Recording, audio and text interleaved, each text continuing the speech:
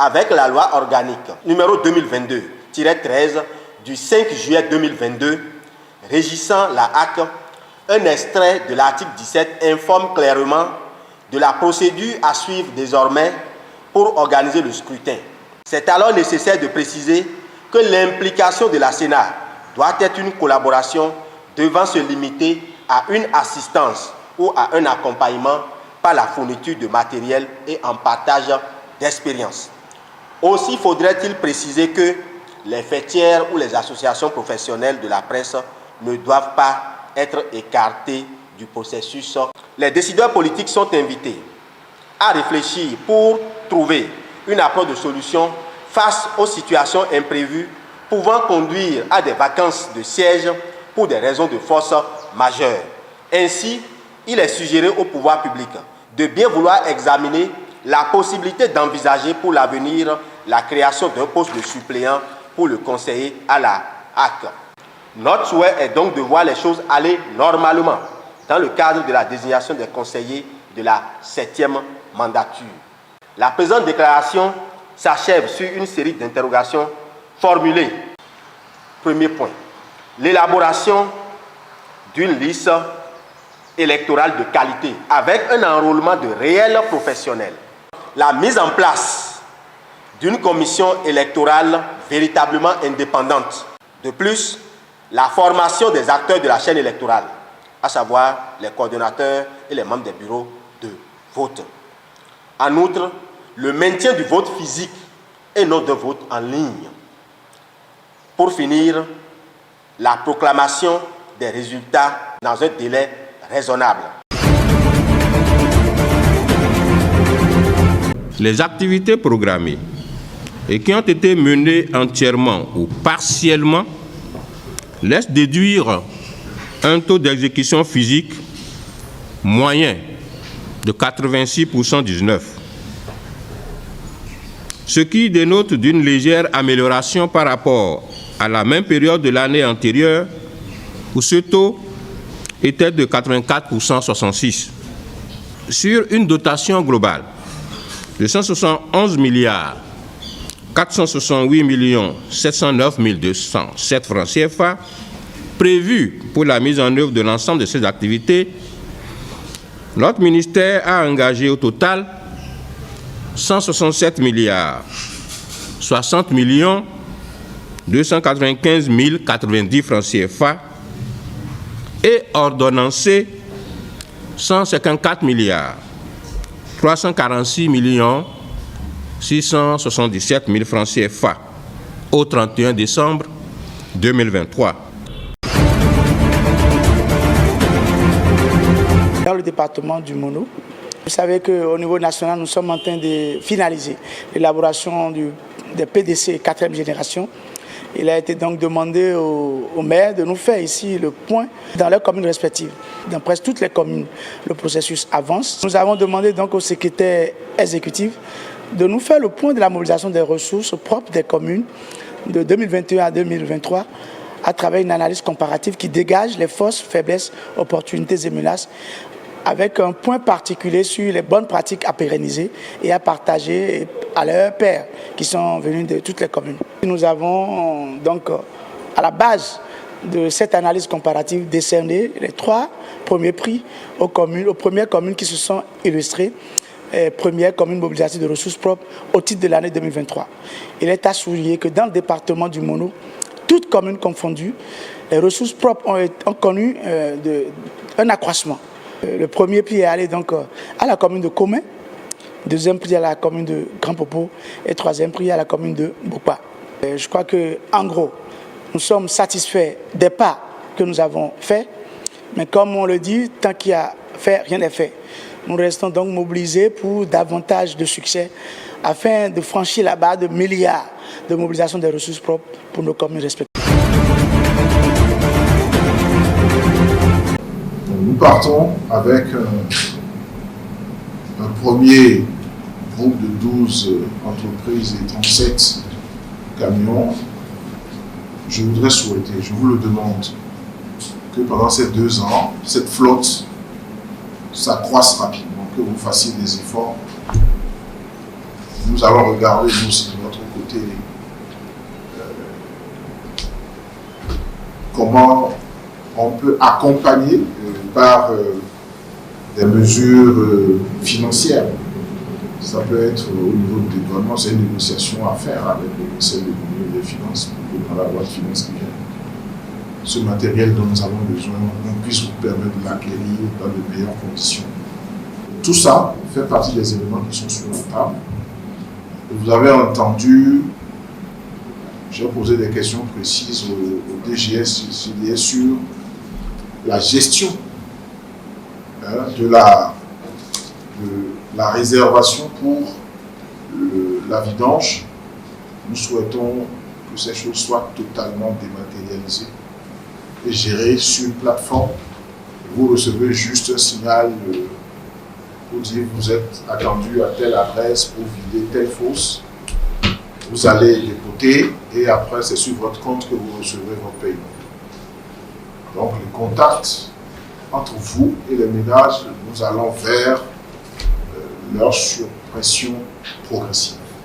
Mon message pour les vidangeurs, c'est aujourd'hui, c'est un démarrage, c'est une première étape. La RGDS va travailler avec vous pour s'assurer que ce cahier de charge est respecté et s'assurer que ces stations de traitement de boues de vidange sont exploitées à bon escient, que les boues qui y sont acheminées sont des boues autorisées et qu'ensemble, nous réussissons à relever le défi d'une amélioration du secteur de gestion des boues de vidange pour un meilleur service. La cérémonie de remise d'agrément aujourd'hui revêt un caractère très spécial.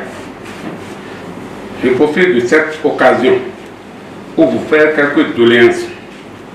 Actuellement, Monsieur le ministre, nous sommes confrontés par les mesures d'interdiction de circuler dans la ville de Cotonou à une heure déterminée.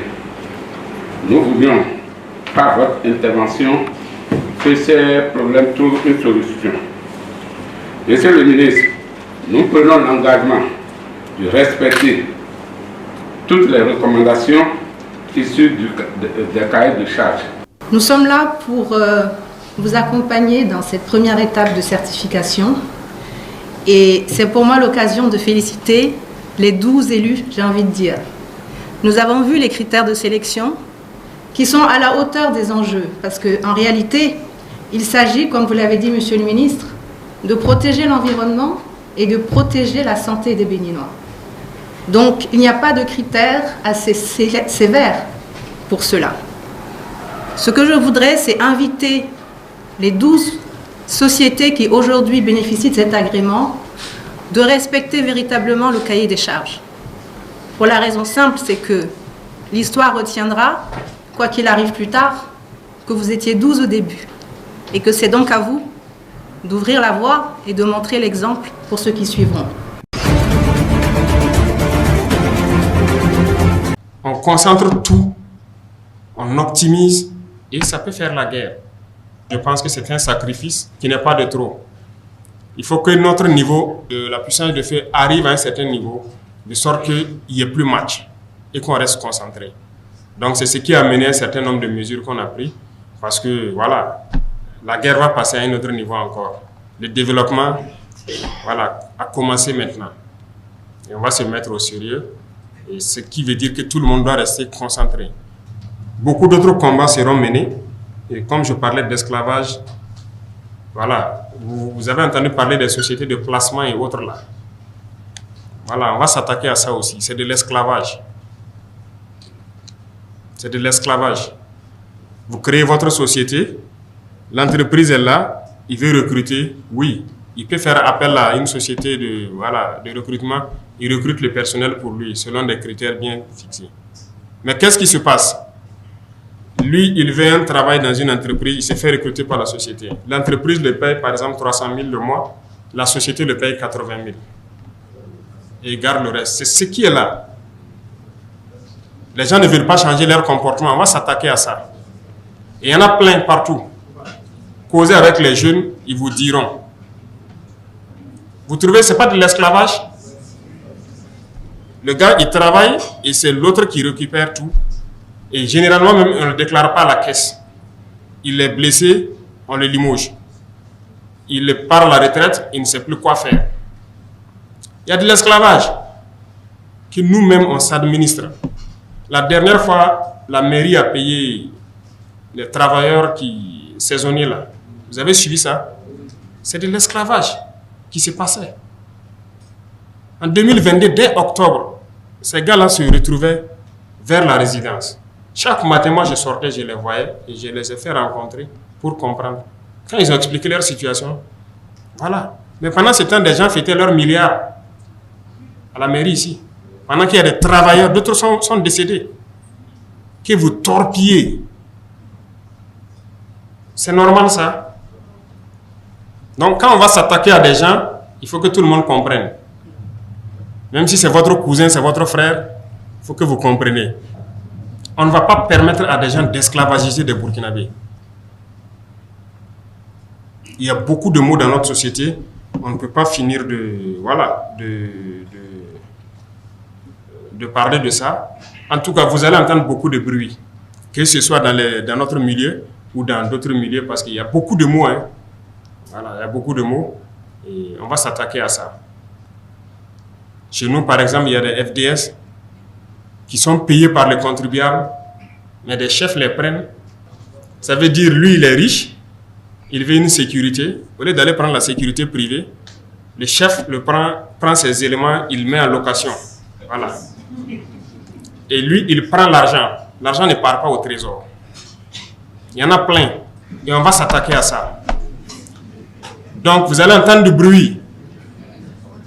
On profite de le dire ici. On va s'attaquer à ça. Ce n'est pas normal que les contribuables payent et que des gens prennent, ils louent et ils prennent l'argent. Ces gens-là doivent aller combattre. Ils ne doivent pas rester ici en ville. Si quelqu'un veut sa sécurité, il y a sécurité privée. Ou si on doit le mettre à la sécurité de quelqu'un, l'argent part au trésor. Parce que c'est ça qui doit servir à payer. Donc, ce qui veut dire qu'on va toucher à la soupe de certains. Ils vont commencer les manipulations de tout genre. Celui qui est malin, qu'il s'en écarte. Celui qui n'est pas malin, il rentre dedans. On va fouetter avec tout le monde. Voilà. Parce que la patrie ou la mort, là, ce n'est pas un slogan. Ça a tout son sens. Et c'est maintenant que le sens réel de ce slogan-là, vous allez comprendre. C'est la patrie ou la mort. Soit on gagne pour la patrie, ou bien on meurt. Mais nous allons vaincre. C'est ça le plus important.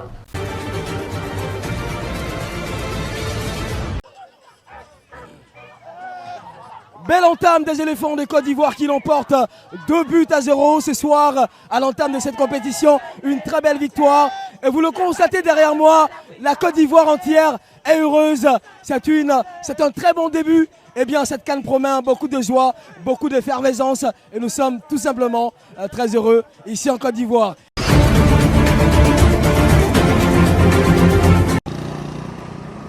La mission de maintien de la paix des Nations Unies a annoncé le début de son retrait de la RDC d'ici fin 2024. C'est ce samedi à Kinshasa, lors d'une conférence de presse, que Bintou Keïta, chef de la MONUSCO, a détaillé le plan de retrait des casques bleus qui s'effectuera en 3 phases. La phase initiale verra le retrait d'environ 2000 soldats du Sud Kivu d'ici fin avril, réduisant l'effectif actuel de la MONUSCO de 13 500 à 11 500. Puis, les forces de sécurité congolaises reprendront le contrôle de 14 bases de l'ONU dans la province. Et par la suite, les forces dans le Nord Kivu et l'Ituri quitteront également le pays.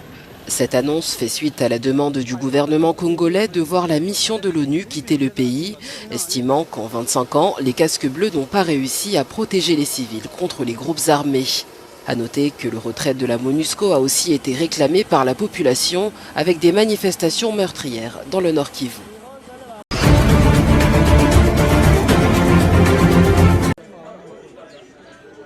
Alors que le fleuve Congo déborde de ses rives, de graves inondations se propagent dans de nombreux quartiers de Kinshasa, la capitale de la République démocratique du Congo. Si ce phénomène n'est pas nouveau, l'ampleur des récentes inondations, elle, est sans précédent. Le fleuve le plus profond de la planète a atteint son niveau le plus élevé depuis plus de 60 ans. Ce n'est pas la première fois que cela arrive, c'est la deuxième fois après les inondations de 1961. Mais à l'époque, ce n'était pas aussi dramatique qu'aujourd'hui, car maintenant, plus de maisons ont été touchées. Au moment où les précipitations sont 2 fois supérieures à la moyenne enregistrée entre 2022 et 2023, les rues du quartier Pompage à Kinshasa ressemblent désormais à des cours d'eau où les résidents se déplacent en petites embarcations. Par ailleurs, l'absence d'intervention de l'État dans ces quartiers populaires suscite des critiques de la part de certains citoyens. Nous n'avions pas le choix, alors nous avons rapidement construit une pirogue pour nous permettre de traverser, ce qui nous a pris près de 3 jours. Nous avons constaté que le niveau de l'eau a diminué, mais se déplacer reste un défi. Cette crue historique qui intervient après des pluies exceptionnelles a causé la mort de près de 300 personnes au cours des derniers mois en RDC. Et en République du Congo voisine, au moins 17 personnes sont mortes dans les inondations, selon les autorités.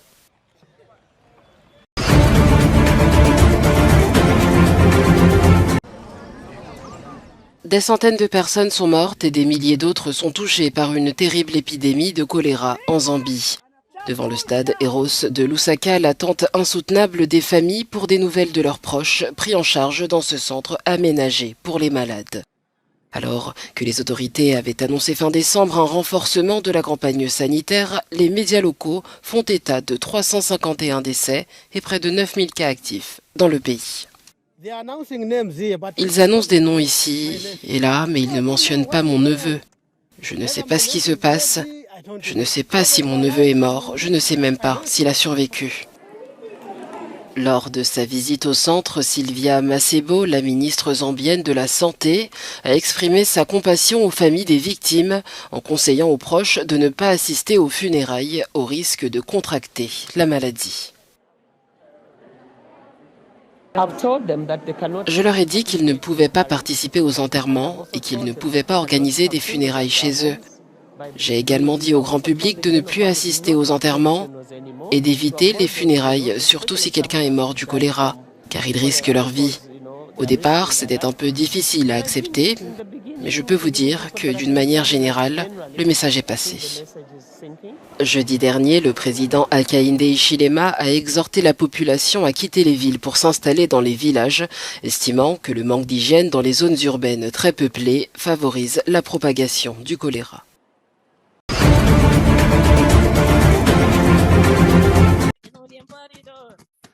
Le Cap-Vert a été proclamé pays sans paludisme par l'Organisation mondiale de la santé.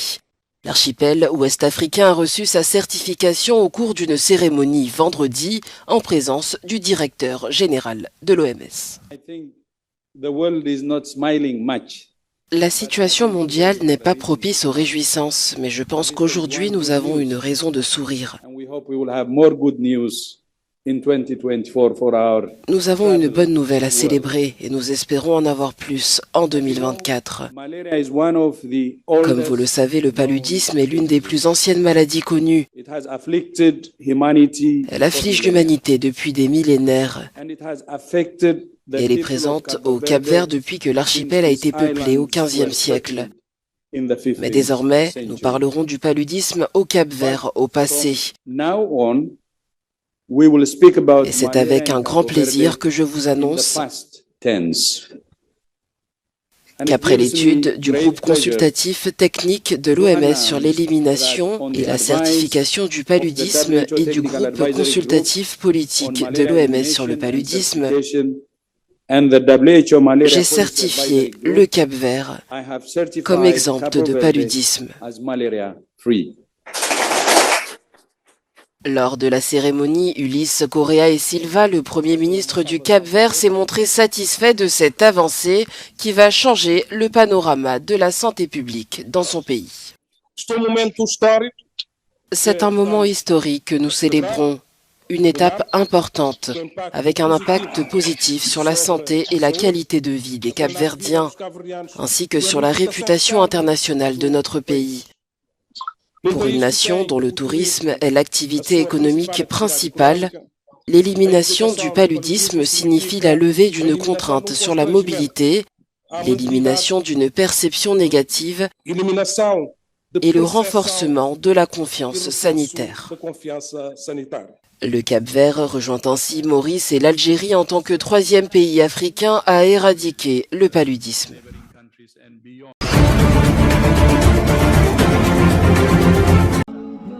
Le Congrès national africain a célébré ce samedi ses 112 ans d'existence et le président sud-africain a profité de cette occasion pour commenter l'affaire judiciaire en cours entre son pays et Israël. Pretoria accuse l'État israélien d'avoir rompu ses engagements pris en vertu de la Convention des Nations Unies sur le génocide signée en 1948.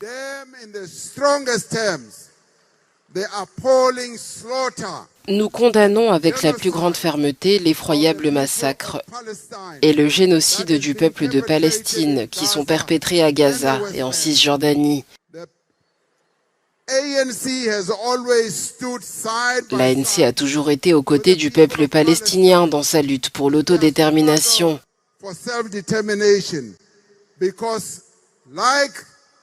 Car comme nous, ils étaient à nos côtés en 1994. Et de nombreuses personnes dans le monde étaient aussi à nos côtés. Et le peuple de Palestine a fait face à l'ennemi brutal aussi bien que nous.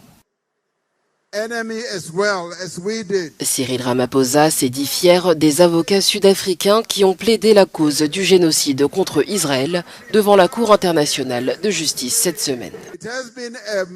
Ce fut un moment de grande fierté de voir notre équipe juridique plaider la cause de l'Afrique du Sud devant la Cour internationale de justice. Les juges devraient se prononcer sur la demande de suspension des opérations militaires d'Israël à Gaza dans un délai de 2 à 3 semaines.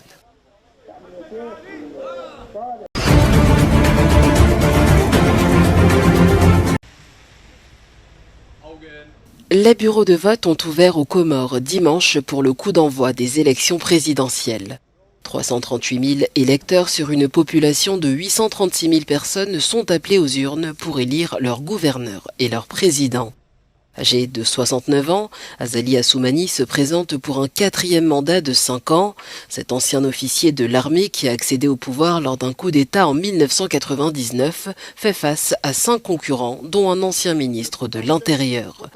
Les chefs de l'opposition ont cependant choisi de boycotter le scrutin, accusant la commission électorale de favoriser le parti au pouvoir, des allégations formellement rejetées par la commission.